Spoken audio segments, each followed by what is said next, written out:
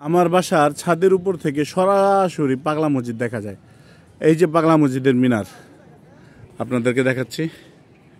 এই যে পাগলা মসজিদের মিনার।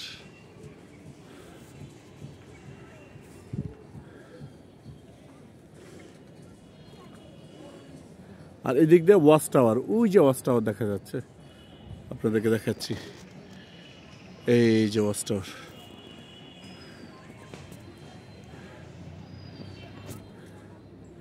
আলহামদুলিল্লাহ,